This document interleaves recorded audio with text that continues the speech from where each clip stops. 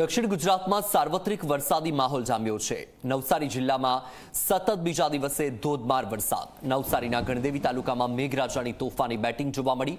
ગણદેવી તાલુકામાં 4 કલાકમાં ખાબક્યો 6 ઇંચ વરસાદ। નવસારીમાં પણ 4 કલાકમાં 1.5 ઇંચ વરસાદ વરસ્યો। ચીખલી અને વાંસદા તાલુકામાં પણ 1.5 ઇંચ વરસાદ વરસ્યો તો માંડવી, વઘઈ અને ડોલવણમાં પડ્યો 1 ઇંચથી વધારે વરસાદ। તાપીના નિઝર, સોનગઢમાં પણ 1 ઇંચ વરસાદ। મધ્યમાં ઝાલોદ અને સાગબારામાં પણ 1 ઇંચ વરસાદ વરસ્યો। સવારે 4 કલાકમાં રાજ્યના 47 તાલુકામાં વરસાદ નોંધાઈ ચૂક્યો।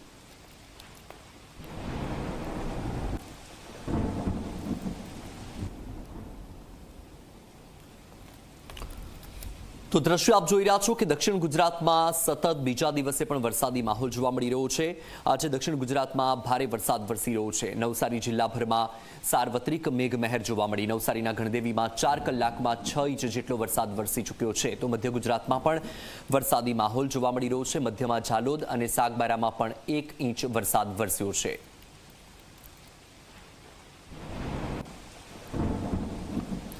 નવસારી જિલ્લામાં ધોધમાર વરસાદ યથાવત જોવા મળી રહ્યો છે। નવસારીના જલાલપોરમાં ધમાકેદાર વરસાદ પડ્યો। ખરસાડ ગામમાં ભારે વરસાદથી પાણી ભરાઈ ગયા। ગામના મુખ્ય રસ્તા પર પાણી ભરાતા વાહન વ્યવહાર બંધ થયો છે। ગામમાં પાણી ફરી વળતા લોકોને ભારે હાલાકી વેઠવાનો વારો આવ્યો। તો આ દ્રશ્યો આપ જોઈ રહ્યા છો નવસારીના છે, જલાલપોરના ખરસાડ ગામના, કે જ્યાં મુખ્ય માર્ગ પર પાણી ભરાઈ જતા લોકોને પરેશાન થવાનો વારો આવ્યો છે। એક તરફ નવસારીમાં સતત બીજા દિવસે મેઘાની ધમાકેદાર બેટિંગ, ધમાકેદાર વરસાદની વચ્ચે નવસારીમાં ઠેર ઠેર પાણી ભરાવાના દ્રશ્યો સામે આવ્યા। તો જલાલપોરના ખરસાડ ગામના દ્રશ્યો તમે જોઈ રહ્યા છો કે કમરસમાં પાણી ભરાઈ ગયા છે। લોકો પાણીમાંથી પસાર થવા માટે મજબૂર બન્યા છે। ગામનો જે મુખ્ય માર્ગ છે ત્યાં પણ વરસાદી પાણી ફરી વળ્યા છે। નદી વહેતી હોય તેવા દ્રશ્યો જોવા મળી રહ્યા છે। હાલમાં તમે જે દ્રશ્યો જોઈ રહ્યા છો નવસારી જિલ્લાના ખરસાડ ગામના છે, કે જ્યાં ગામના મુખ્ય રસ્તા પર પાણી ભરાઈ જતા વાહન વ્યવહાર બંધ થયો।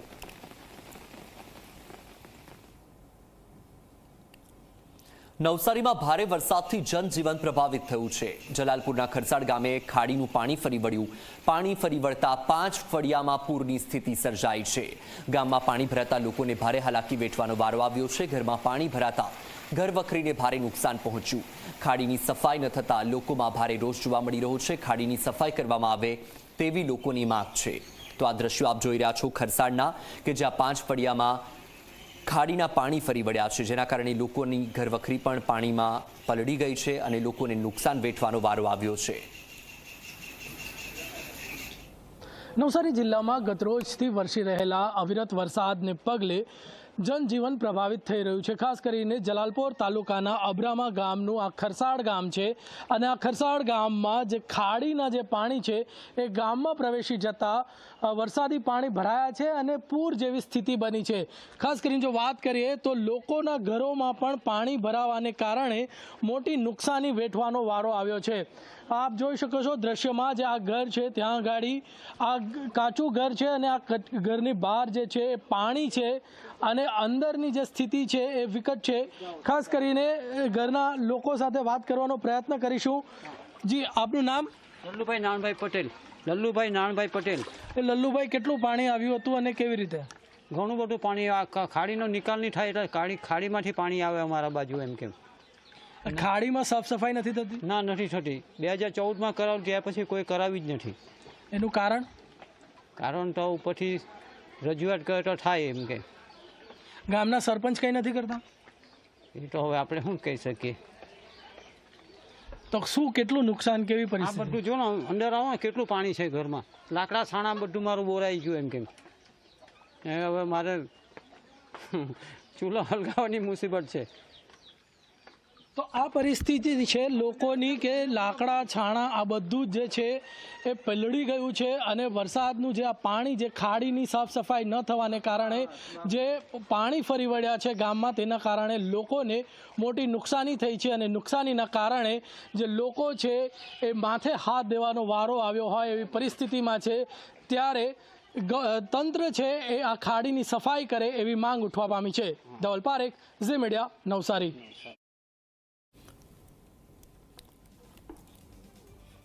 તો આ દ્રશ્યો તમે જુઓ, નવસારી જિલ્લાના ખરસાડ ગામના દ્રશ્યો છે, કે જ્યાં ખાડીનું પાણી ફરી વળતા લોકોની ઘરવખરી પર પલળી ગઈ છે, લોકોને ભારે નુકસાન થયું છે।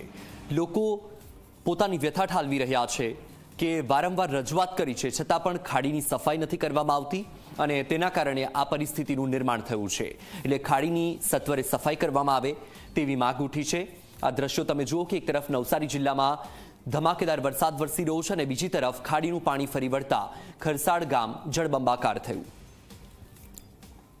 ચોમાસું આવતા આફત પણ આવતી હોય છે અને આ આફત વરસાદના કારણે થતી હોય છે. હાલમાં જે આપણે છે એ નવસારીના જલાલપોર તાલુકાના ખરસાડ ગામે છે અને આ ગામમાં જે છે એ ખાડીની સફાઈ ન થવાને કારણે પાણી ભરાયા છે અને ગામના 5 ફળિયાઓમાં પાણી ભરાવાથી લોકોને હાલાકી વેઠવાનો વારો આવ્યો છે. મહત્વની વાત કરવામાં આવે તો ગત રોજથી જે પડી રહેલો વરસાદ છે એ 5 ઇંચથી વધુ વરસાદ જલાલપોર તાલુકામાં નોંધાયો છે અને તેના કારણે જે છે એ લોકોની મુશ્કેલી વધી છે. ખરસાડ ગામનો જે મુખ્ય માર્ગ છે એ પાણીમાં ગરકાવ થતાં આગળના જે 5 ગામો છે પનાર, કૃષ્ણપુર, કણિયેટ, આ તમામ ગામોનો જે છે સંપર્ક તૂટ્યો છે અને લોકો મુશ્કેલીમાં મુકાયા છે. એક દ્રશ્ય બતાવવામાં માંગીશ કે આ જે પાણીના કારણે જે આ ઇલેક્ટ્રિક ડીપી છે એ પણ પાણી એના સુધી પહોંચી ચૂક્યું છે અને તેના કારણે કરંટ લાગવાની પણ ભીતિ અત્યારે જોવાઈ રહી છે. ગામના સરપંચ જે છે એ આપણી સાથે જોડાયા છે, એમની સાથે વાત કરીશું. જી, આપનું નામ? અનુપ કાંતિલાલ પટેલ. અનુપભાઈ, આ સ્થિતિ શાના કારણે, ખાડીના કારણે કે પછી વરસાદના કારણે? સાહેબ, આ 20 વર્ષ પહેલાં ખાડી ખોડાયેલી ને મારી 2 વર્ષ પહેલાં બી રજૂઆત છે ને એ લોકો મંજૂરી બી આપેલી કે ખાડી ખોડશું, પણ આ મહિનેથી મેં લગભગ 2 મહિનાથી ડેનેજ વિભાગમાં કોન્ટેક કર્યા. એ લોકો આવશે, કાલે આવશે, વેડછાથી આવશે, અહીંયાથી આવશે, મશીન આવ્યું નહીં. અને છેલ્લે હમણાં 1 હપ્તા પહેલાં એ લોકોએ જીસીબી મોકલાયું ને કાચ સાફ કરાયું, પણ જ્યાં સુધી ખાડી સાફ સફાઈ નહીં થશે ત્યાં સુધી આ નિરાકરણ તો થવાનું જ નથી.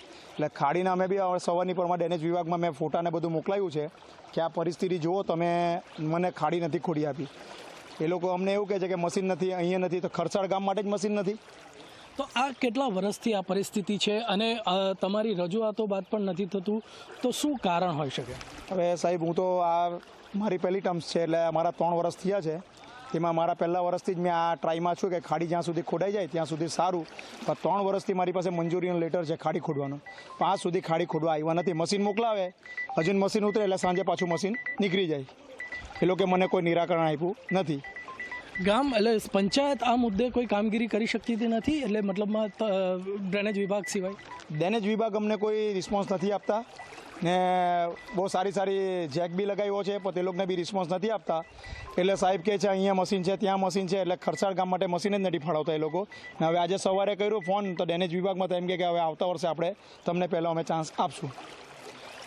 તો તંત્રની મોટી બેદરકારી સામે આવી છે. વારંવારની ગ્રામ પંચાયત દ્વારા રજૂઆતો, સરપંચ દ્વારા રજૂઆતો 3 વર્ષથી થઈ રહી છે, પરંતુ જે ડ્રેનેજ વિભાગ છે એ આળસ મરડતો નથી.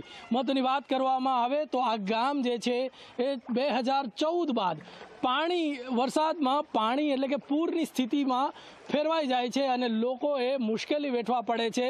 ત્યારે તંત્ર આવી આળસ મરડીને આ ગામની જે ખાડી છે એની સફાઈ કરાવે એ જરૂરી બન્યું છે અને જેના કારણે ગામ લોકો હેરાન થઈ રહ્યા છે. અધિકારીઓ સામે પણ કાર્યવાહી કરવામાં આવે એવી ગ્રામજનોમાં માંગ ઉઠવા પામી છે.